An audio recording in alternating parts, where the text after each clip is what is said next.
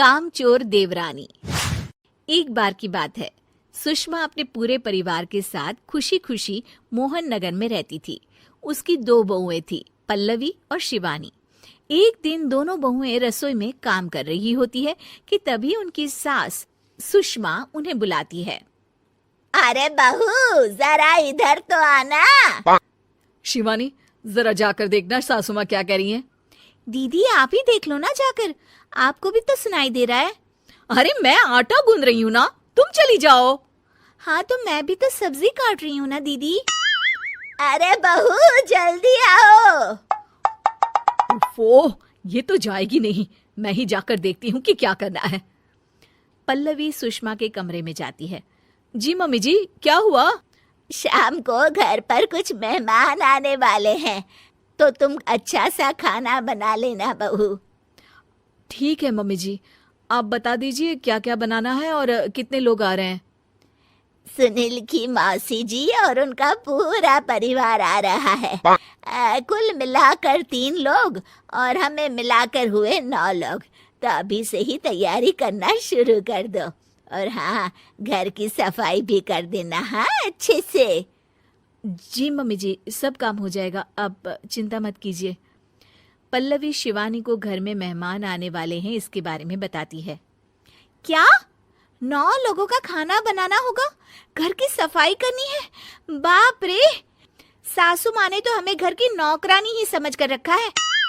ऐसा नहीं बोलते शिवानी, हम इस घर की बहू हैं और घर के काम करना हमारा फर्ज है। दीदी तो है ही सासू माँ की चमची, जब देखो सासू माँ सासू माँ। मैं तो इतना सारा काम नहीं करने वाली।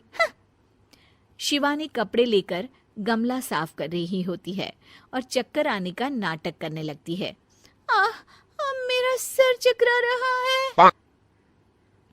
तभी वहां पल्लवी और सासू माँ जाते हैं। अरे बहू, क्या हो गया तुम्हें? मम्मी जी, बहुत तेज सर में दर्द हो रहा है।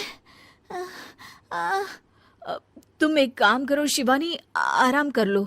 नहीं नहीं दीदी, घर में मेहमान आने वाले हैं, मुझे आपकी मदद करनी चाहिए। अरे कोई बात नहीं शिवानी, तुम आराम कर लो, मैं सब काम कर लूंगी। ठीक है दीदी, अगर आप इतना कह रही हैं तो आराम कर लेती हूँ। शिवानी आराम से अपने कमरे में मैगजीन पढ़ रही होती है। इसे कहते हैं आराम की जिंदगी। इतना सारा काम। चलो सारा काम खत्म हो गया, शिवानी को देख आती हूँ। शिवानी अपने कमरे में ईयरफोन में गाने सुनते सुनते सो जाती है और उसके साइड में मैगजीन भी रखी होती है। पल्लवी वहां आ जाती है और वो सब देखती है। ओहो, तो मतलब सब काम चोरी का बहाना था। अभी बताती हूँ इसको। घर का सारा काम मुझे करना पड़ा और ये महारानी यहाँ मैगजीन पढ़ रही है, गाने सुन रही है। पल्लवी रसोई से एक प्लेट और चम्मच लेकर आती है और शिवानी को थाली बजाकर उठाने लगती है। शिवानी अचानक से उठती है। उठ गई महारानी, गाने भी सुन लिए, मैगजीन भी पढ़ ली। तुम तो बहुत बड़ी झूठी निकली शिवानी। तुमने सर दर्द का बहाना बनाया ताकि काम करने से बच सको। हाँ बनाया बहाना, तो क्या करती, इतने सारे काम करती। मुझे कोई शौक नहीं है चापलूसी का। क्या चापलूसी? तुम्हें लगता है कि मैं सारे काम चापलूसी के लिए कर रही हूँ? और नहीं तो क्या। तभी वहां सासू माँ आ जाती हैं। अरे बहू, वो लोग बस आने ही वाले हैं, तुम तैयारियां कर लो। जी सासू माँ, तुझे तो मैं बाद में देखती हूँ। सब खाना खाने बैठते हैं और खाना शुरू करते हैं।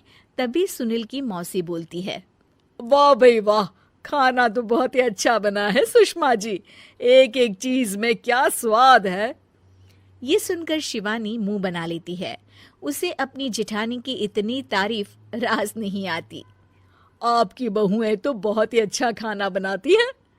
हाँ, बनाती तो दोनों ही अच्छा है, पर आज ना ये सारा खाना बड़ी बहू ने बनाया है।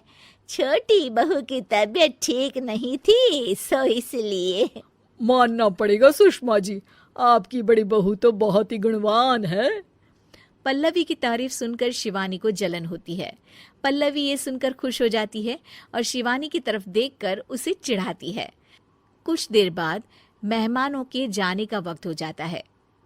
मौसी जी सबके लिए उपहार लाई होती है। वो सबको शगुन के पैसे देती हैं और अंत में पल्लवी के पास आती है। तुम्हारे लिए शगुन का लिफाफा तो है ही, पर बहू तुम्हें एक और उपहार भी मिलेगा इतना अच्छा खाना बनाने के लिए। मौसी अपने सोने के कंगन निकालकर पल्लवी को पहना देती है। ये लो, ये मेरे मनपसंद कंगन है, अब से ये तुम्हारे हुए। धन्यवाद मौसी जी।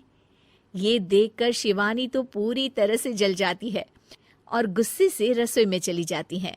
तभी वहां पल्लवी आ जाती है और उसे अपने कंगन दिखाने लगती है। देवरानी जी, अब आपका सर दर्द ठीक तो है ना? मुझे लगता है कि अब सर दर्द शुरू हो गया होगा आपका।